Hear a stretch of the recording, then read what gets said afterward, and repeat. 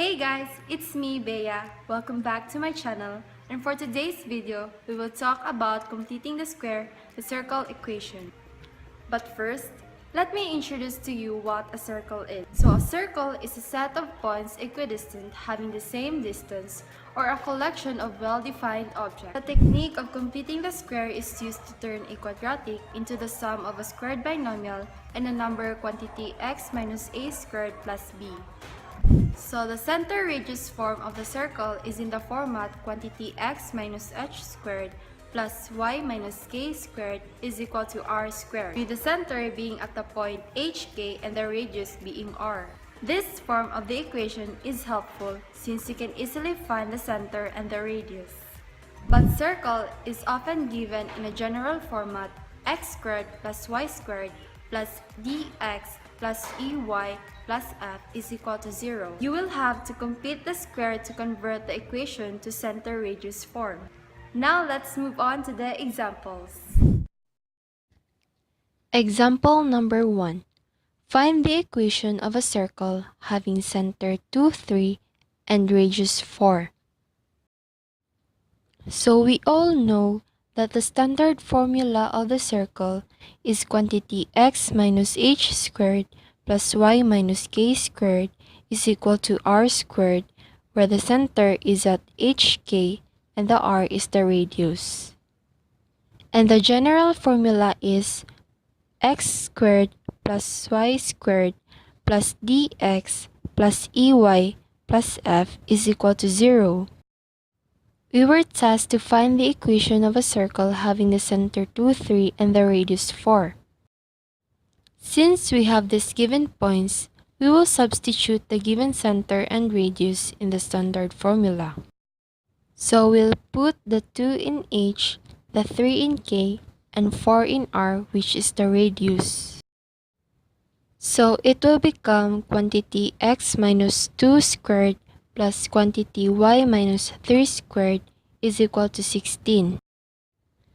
The 16 came from the r4 squared, where 4 times 4 is equal to 16. And then we will expand this equation. It will become x squared minus 4x plus 4 plus y squared minus 6y plus 9 is equal to 16. We will transfer the 16 on the left side so that the right side will become 0. To avoid confusion, we will group the x stuff together and group the y stuff together and the number only together. Since the 13 and 16 can be subtracted, subtract it and it will become 3. Voila! The formula sounds familiar, right? So it will become x squared minus 4x plus y squared minus 6y minus 3 is equal to 0. Yes, that is the general formula of the circle. Example number 2. Find the center and radius of the circle having the following equation: x squared plus y squared minus 4x minus 6y minus 3 is equal to 0. Move the loose number over the other side. So this is the complicated step. You'll need the space inside your groupings because this is where you'll add the squaring term. So take the x term coefficient. In our example, our x term coefficient is 4. Then we will multiply it by 1/2. It will become negative 2. And square it and it will become positive 4. And then add this to both sides of the equation as shown. The same with the y term coefficient. In our example, our y term coefficient is 6.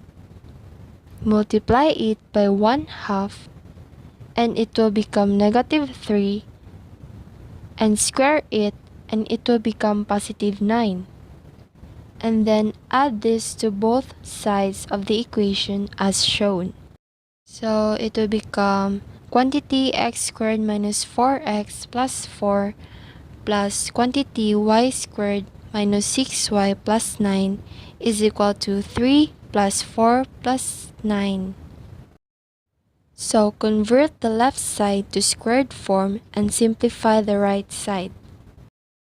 So the final answer is quantity x minus 2 squared plus quantity y minus 3 squared is equal to 4 squared, where the center is at 2, 3, and the radius is 16. Again, the formula sounds familiar, right? It is the standard formula of the circle. Remember that when you get the center point of the circle, you'll use the opposite sign of the term, like in the quantity x minus 2 squared plus quantity y minus 3 squared. The center will become 2 and 3, since in the standard formula it is negative 2 and negative 3, so the opposites of those terms, of those numbers, will become 2 and 3. That's all. Hehe. And that's all for today. Thank you guys for watching. I hope you learned something from this video. See ya in my next video.